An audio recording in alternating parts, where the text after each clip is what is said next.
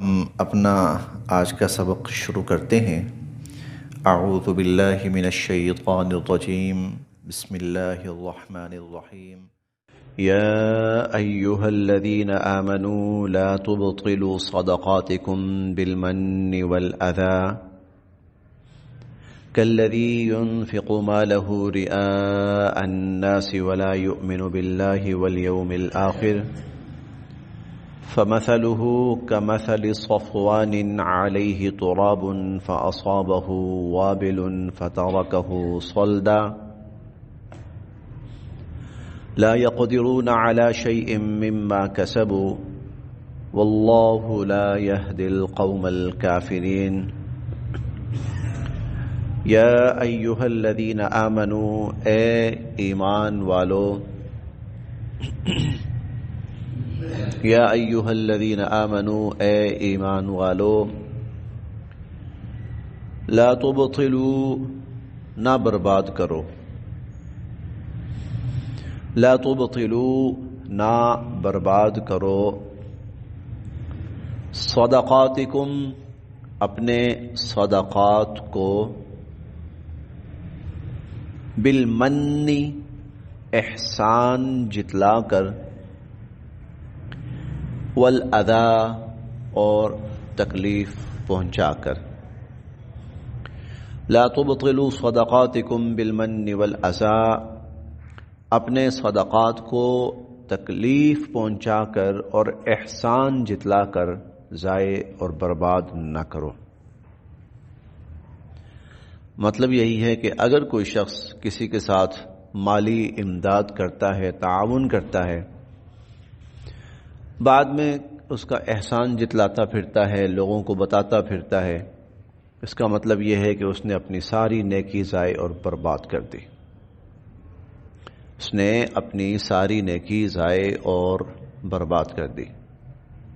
یا کسی کی مدد کرتا ہے، کسی کو کچھ مال دیتا ہے، لیکن اس کو کسی نہ کسی ذریعے سے پھر تکلیف پہنچاتا ہے، ایذا پہنچاتا ہے، اس کو تنگ کرتا ہے کسی حوالے سے، تو اللہ تعالیٰ فرماتے ہیں کہ اس شخص نے اپنی یہ نیکی ضائع اور برباد کر دی۔ لا تبطلوا، نہ برباد کرو، نہ ضائع کرو، صدقاتکم، اپنے صدقات کو، بالمن، احسان جتلا کر، والاذی، اور تکلیف پہنچا کر۔ کالذی، اس شخص کی طرح، کالذی، اس شخص کی طرح، ينفق، جو خرچ کرتا ہے، مالہ، اپنا مال، رئاء الناس، رئاء دکھلاوا، الناس لوگوں کا، لوگوں کو دکھانے کے لیے، ریاکاری کے لیے، دکھلاوے کے لیے، اس شخص کی طرح جو اپنا مال خرچ کرتا ہے ریاکاری کے لیے، لوگوں کو دکھانے کے لیے، ولا یؤمن، اور وہ ایمان نہیں رکھتا، باللہ، اللہ تعالی کی ذات پر، والیوم الآخر، اور آخرت کے دن پر، ولا یؤمن باللہ والیوم الآخر، اور وہ اللہ تعالی اور آخرت کے دن پر ایمان نہیں رکھتا، کیونکہ جو اللہ اور آخرت پر ایمان رکھتا ہے تو وہ کسی بھی عمل کے اجر اور ثواب کی نیت کرتا ہے، وہ اللہ سے اس کی امید رکھتا ہے، وہ لوگوں سے اس کی امید نہیں رکھتا۔ اور ریاکاری کا مطلب کیا ہوتا ہے؟ لوگوں سے اس کا بدلہ چاہنا، لوگوں سے اس کا صلہ چاہنا۔ اس حوالے سے امام بخاری رحمہ اللہ نے صحیح بخاری میں ایک روایت نقل فرمائی ہے، اور وہ یہ ہے کہ حضور علیہ الصلوۃ والسلام فرماتے ہیں کہ عام انسانوں کا حساب کتاب ہونے سے پہلے ثلاثۃ تسعر بہم النار، 3 قسم کے لوگ ایسے ہوں گے کہ جن سے جہنم کی آگ بھڑکائی جائے گی۔ اگر ہم تھوڑا سا پیچھے جائیں، کچھ عرصہ پہلے تو آپ کو یقیناً جو تھوڑے سے پرانے لوگ ہیں وہ جانتے ہیں کہ کھانا پکتا تھا لکڑیوں کے اوپر. تو بڑی لکڑی کو آگ پہلے نہیں لگتی شروع میں چھوٹے چھوٹے تنکے اور کاغذ اور اس قسم کی وہ جو لکڑی کی چھال ہوتی ہے ان کو اس لیے ان کو آگ لگائی جاتی تاکہ ان سے آگ بھڑکے اور بھڑک کر پھر جو بڑی لکڑیاں ہیں ان کو آگ لگے. کھانا بڑی لکڑیوں پہ بنے گا لیکن بڑی لکڑیوں کو آگ لگے گی ان چھوٹے چھوٹے تنکوں سے اور وہ چھال سے. تو حضور علیہ الصلوۃ والسلام فرماتے ہیں کہ 3 قسم کے لوگ قیامت کے دن ایسے ہوں گے کہ ان سے جہنم کی آگ کو بھڑکایا جائے گا، یعنی ان کو جہنم میں ڈالا جائے گا تو پھر جہنم کی آگ بھڑکے گی. ان میں سے ایک آپ نے فرمایا کہ وہ سخی انسان جو دنیا میں مال خرچ کرتا رہا، لوگوں کی مدد کرتا رہا، لوگوں کے کام آتا رہا. قیامت کے دن اللہ تعالیٰ پوچھیں گے میں نے تجھے مال دیا تو نے کیا کیا؟ وہ گنوانے کی کوشش کرے گا، یا باری تعالیٰ میں نے یہ بھی کیا، یہ بھی کیا، یہ بھی کیا، ایسے بھی کیا، ویسے بھی کیا. تو اللہ تعالیٰ فرمائیں گے لیقال انک جواد، وہ تو نے اپنی ناموری کے لیے کیا تھا. لوگ کہیں کتنا سخی ہے اور کتنا کھلا ہاتھ ہے اس کا اور کتنا ہمدرد ہے یہ انسانیت کا. لیقال انک جواد، یہ لوگوں کے کہنے کے لیے، فقط قیل، لوگوں نے کہہ دیا، لہذا میرے پاس آج تیرے لیے کچھ نہیں ہے. تو فرشتوں کو حکم ہوگا کہ اس کو دوزخ میں ڈال دو اور پھینک دو. تو لا تو کلذی ينفق، جیسے وہ شخص جو خرچ کرتا ہے اپنا مال رعاء الناس، لوگوں کو دکھانے کے لیے، ناموری کے لیے، ریاکاری کے لیے، شہرت کے لیے. ولا یؤمن، اور یہ ایمان نہیں رکھتا، باللہ، اللہ کی ذات پر، والیوم الآخر، اور آخرت کے دن پر. اب اسی سے متعلقہ ایک اور حضور علیہ الصلوۃ والسلام کا فرمان بھی ہے. آپ نے فرمایا قیامت کے دن 7 قسم کے لوگ ایسے ہوں گے کہ جن کو اللہ تعالیٰ اپنے عرش کا سایہ نصیب فرمائیں گے، جبکہ اللہ کے عرش کے سائے کے سوا کوئی سایہ نہیں ہوگا. اور ان 7 میں سے ایک وہ شخص بھی ہوگا رجل تصدق بیمینہ لم تعلم بشمالہ، وہ اس طرح صدقہ اور خیرات کرتا ہے کہ دائیں ہاتھ سے کرتا ہے تو بائیں کو بھی پتہ نہیں چلتا. مقصد صرف اللہ کی رضا ہے اور اللہ جانتے ہیں، اللہ کو تو پتہ چل جاتا ہے. تو لا تبطلوا صدقاتکم، تم اپنے صدقات کو ضائع نہ کرو، برباد نہ کرو، بالمن، احسان جتلا کر، والاذی، اور تکلیف پہنچا کر. کالذی، اس شخص کی مانند، ينفق مالہ رعاء الناس، جو اپنا مال خرچ کرتا ہے لوگوں کو دکھانے کے لیے. ولا یؤمن، اور نہیں وہ ایمان رکھتا، باللہ، اللہ پر، والیوم الآخر، اور آخرت کے دن پر. فمثلہ، تو اس کی مثال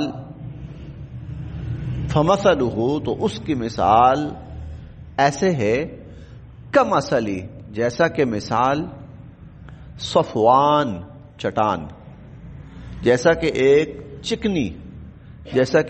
چکنی چٹان کی مثال ہے، علیہ، جس پر تراب، مٹی ہو. چکنی چٹان اور اس کے اوپر تھوڑی سی مٹی ہے. فاصابہ، تو اس کو پہنچی، وابل، تیز بارش. اس چٹان کے اوپر جس پر تھوڑی سی مٹی ہے وہاں تیز بارش آئی. فترکہ، تو اس بارش نے اس چٹان کو کر کے رکھ دیا صلدا، بالکل صاف. اس بارش نے اس چٹان کو بالکل صاف کر کے رکھ دیا، یعنی وہ جو مٹی تھی اس نے اڑا کے رکھ دی، اس بارش نے بہا کے اور اڑا کے رکھ دی. اسی طرح جو شخص اللہ کے لیے نہیں ریاکاری کے لیے مال خرچ کرتا ہے تو اس کی مثال ایسے ہی ہے کہ جیسے چٹان کے اوپر مٹی ہے، وہ ایک پھونک سے اڑ جائے گی، کوئی فائدہ نہیں، اس کے پلے کچھ بھی نہیں ہے. قیامت کی جب ہوا چلے گی تو ان کے اعمال، حدیث مبارکہ میں آتا ہے کہ کچھ لوگوں کے اعمال قیامت کے دن راکھ بنا کے بکھیر دیے جائیں گے، راکھ بنا کر بکھیر دیے جائیں گے. یقیناً یہ وہ لوگ تھے جنہوں نے اللہ کے لیے کوئی اعمال نہیں کیے، لوگوں کے لیے، دنیا کے لیے کیے، تو یہ مثال اس سے ملتی جلتی مثال ہے۔ چٹیل ایک وہ ہے چٹان ہے چکنی، اس کے اوپر مٹی ہے، ذرا ہوا آئی، بارش آئی اور مٹی اڑ گئی۔ لا یقدرون نہیں اٹھا پاتے، لا یقدرون نہیں اٹھا پاتے، علی شیء کچھ بھی، مما کسبوا جو انہوں نے عمل کیا ہوتا ہے۔ لا یقدرون علی شیء مما کسبوا جو عمل انہوں نے کیا ہے اس کا کوئی فائدہ نہیں اٹھا پاتے، وہ ان کو کوئی فائدہ نہیں دے سکتا۔ لا یقدرون علی شیء مما کسبوا یہ عمل ان کے کسی کام کاج کا نہیں۔ واللہ اور اللہ تعالی لا یہدی نہیں ہدایت دیتے القوم الکافرین کافر لوگوں کو، ایسے کافر لوگوں کو اللہ تعالی ہدایت نہیں دیتے۔ وَمَثَلُ اور مثال الذین ان لوگوں کی، وَمَثَلُ اور مثال الذین ان لوگوں کی، ينفقون جو خرچ کرتے ہیں، اموالہم اپنے مال، ابتغاء حاصل کرنے کے لیے، مرضات رضا خوشنودی اللہ کی۔ وَمَثَلُ الَّذِينَ يُنْفِقُونَ أَمْوَالَهُمْ اور وہ لوگ جو اپنے مال خرچ کرتے ہیں، ابتغاء مرضات اللہ اللہ کی رضا حاصل کرنے کے لیے اور اللہ کی خوشنودی حاصل کرنے کے لیے۔ وَتَثْبِيتًا مِنْ أَنفُسِهِمْ تثبیت ثابت سے ہے، ثابت کا مطلب ہوتا ہے جمنا، ہم کہتے ہیں نا ثابت قدمی، میرے قدم جمے، اسی سے تثبیت ہے جماؤ، مضبوطی، پختگی، من انفسہم اپنے آپ کی، وتثبیتا من انفسہم اپنے دلوں کی مضبوطی کے لیے، اپنے دلوں کی تثبیت کے لیے، اپنے دلوں کو پکا کرنے کے لیے، وتثبیتا من انفسہم اور اپنے دلوں کی پختگی کے لیے وہ اللہ کی راہ میں مال خرچ کرتے ہیں، کیونکہ نیک اعمال ایمان کو مضبوط کرتے ہیں، نیک اعمال ایمان کو، ہر نیک عمل ایمان کو تقویت پہنچاتا ہے۔ سمپل سی مثال لے لیجئے، ہم جتنی بھی خوراک کھاتے ہیں، جو بھی خوراک کھاتے ہیں، تو وہ ہمارے جسم کو قوت پہنچاتی ہے، طاقت پہنچاتی ہے۔ اسی طرح اعمال جو ہیں وہ ایمان کو قوت پہنچاتے ہیں، وہ اعمال جو ہیں ایمان کی انرجی ہے، طاقت ہے۔ وہ فرق یہ ہے کہ جس طرح ہر خوراک کے اندر، ہر کھانے پینے کی چیز کے اندر جس طرح وٹامن مختلف قسم کے ہوتے ہیں یا ان کے فوائد مختلف ہوتے ہیں، اسی طرح مختلف اعمال کا ایمان کو فائدہ مختلف ہوتا ہے۔ کچھ اعمال سے انسان کے اندر سخاوت پیدا ہوتی ہے، کچھ اعمال سے انسان کے اندر اللہ کا خوف پیدا ہوتا ہے۔ دیکھیں حضور علیہ الصلوۃ والسلام جو وہ فرماتے ہیں نا ایک جگہ پر، آپ نے فرمایا کہ انسانوں کے دلوں کو بھی زنگ لگ جاتا ہے جیسا کہ لوہے کو زنگ لگتا ہے جب اس کو پانی لگتا ہے، لوہے کو پانی لگے تو زنگ لگ جاتا ہے۔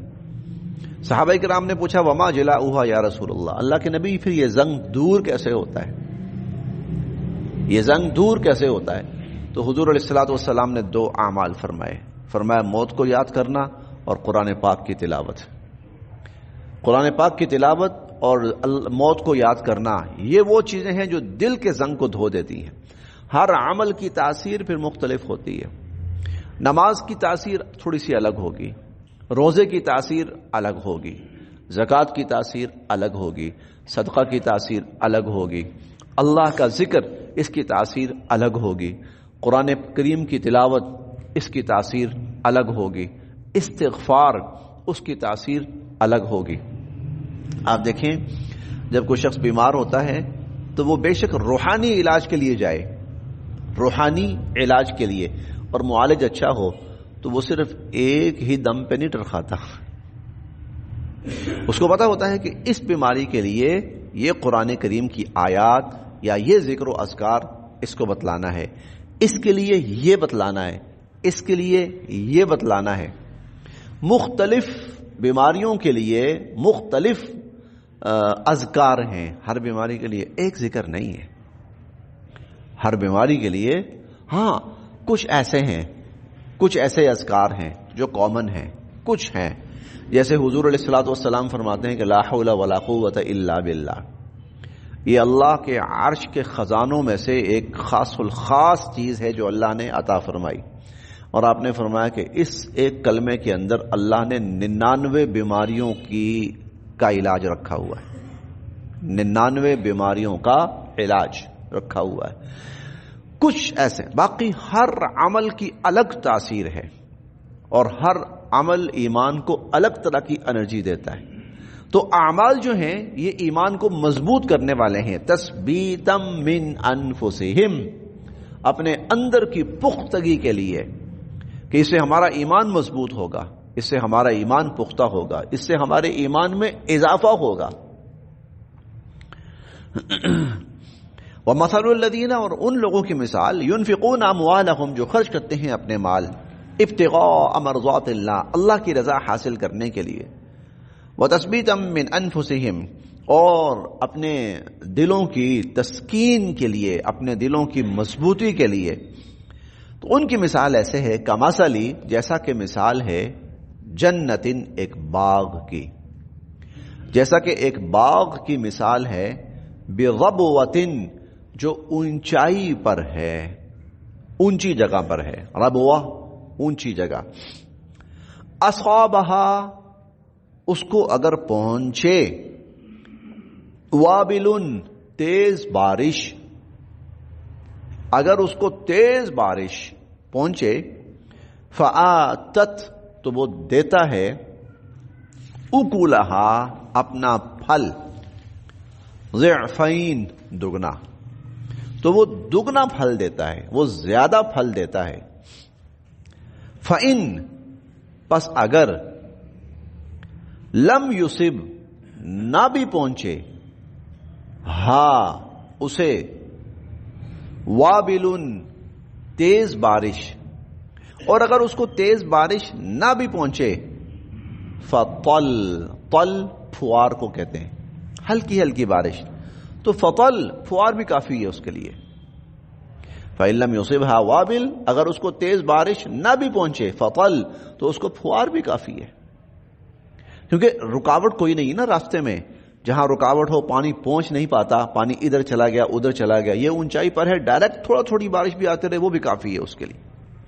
تو ایمان والوں کی، جو لوگ اللہ کی رضا کے لیے اپنا مال خرچ کرتے ہیں، ان کی مثال ایسے کہ ان کا جو نیک عمل ہے وہ ان کو فائدہ پہنچاتا ہی پہنچاتا ہے. نیت بہت خالص ہو، تقوی بہت ہو، تو دگنا ثواب ہے، دگنا پھل.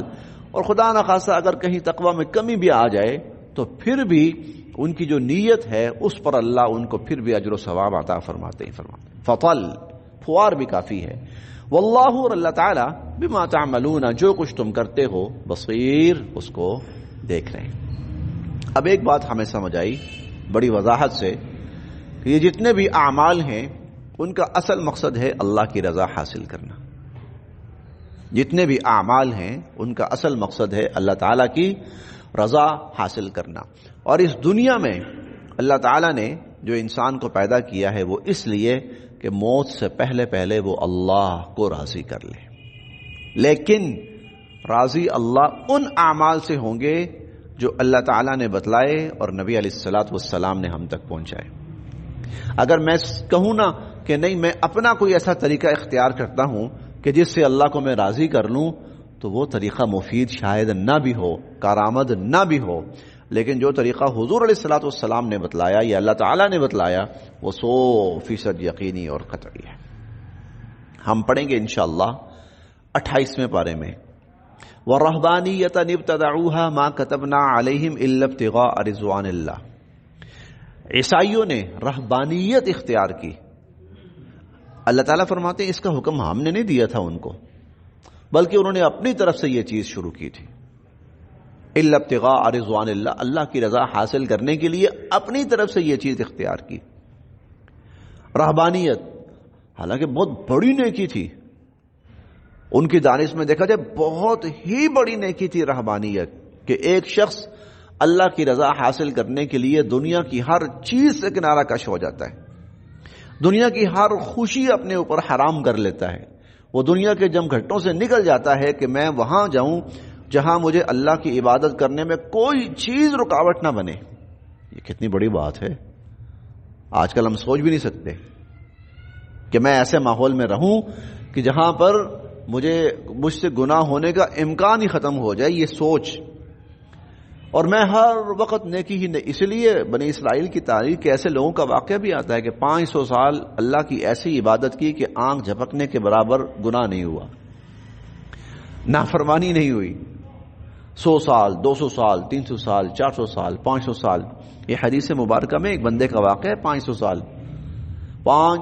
سال آنکھ جھپکنے کے برابر اللہ کی نافرمانی نہیں کی، لیکن غلطی کیا ہوئی کہ یہ طریقہ اپنی طرف سے ایجاد کیا ہوا تھا، اللہ کی طرف سے عطا کیا ہوا نہیں تھا۔ اسی لیے اب ہم جب 30ویں پارے میں پہنچیں گے تو وہاں ہم پڑھیں گے سیس کے حل عطا کا حدیث الغاشیہ وجوہ یومئذ خاشعہ عاملۃ ناصبہ۔ عاملۃ ناصبہ کا مطلب یہ ہے کہ دنیا میں انہوں نے بڑی مشقت کی اور اس مشقت نے ناصبہ ان کے چہروں کو تھکا دیا، اس مشقت کے آثار قیامت کے دن ان کے چہروں پہ ہوں گے، لیکن کیا ہے؟ تصلی نارا حامیہ، بھڑکتی ہوئی آگ میں داخل کیے جائیں گے، جہنم کی بھڑکتی ہوئی آگ میں۔ کیوں؟ اس لیے کہ جب اللہ نے تمہیں بتا دیا ہے کہ میری رضا حاصل کرنے کے طریقے یہ ہیں، تو تمہیں اپنی طرف سے طریقے ایجاد کرنے کی ضرورت کیا ہے؟ تمہیں اپنی طرف سے طریقے ایجاد کرنے کی، الٹے راستے اختیار کرنا، الٹے طریقے اختیار کرنا، اس کی ضرورت کیا ہے؟ سیدھا سادہ سا اللہ کا دین ہے اور طریقہ ہے، اور اس پہ چلو بس، اللہ تعالیٰ اس سے راضی ہو جائیں گے، اور اللہ تعالیٰ اس پہ جنت بھی عطا فرماتے ہیں، اور اللہ تعالیٰ اس پر اور بھی بہت کچھ نعمتیں عطا فرماتے، سب سے بڑھ کر اللہ کی رضا۔ تو یاد رکھیے گا، رضا، اللہ کی رضا اللہ کے حکم میں اور حضور علیہ الصلوۃ والسلام کے طریقے میں ہے۔ اگر میں اپنی طرف سے کوئی طریقہ شروع کروں گا تو وہ ہو سکتا ہے اللہ کے ہاں کارآمد ہو سکتا نہ بھی ہو، اس کی کوئی گارنٹی نہیں ہے، لیکن جو چیز اللہ تعالیٰ اور اللہ کے رسول صلی اللہ علیہ وسلم نے ہمیں بتلا دی اس میں 100% گارنٹی ہے۔ فَإِن لَّمْ يُصِبْهَا وَابِلٌ، تیز بارش نہ بھی پہنچے، فَطَل، تو پھوار بھی کافی ہے۔ واللہ، اور اللہ تعالیٰ، بما تعملون، جو کچھ تم کرتے ہو، بصیر،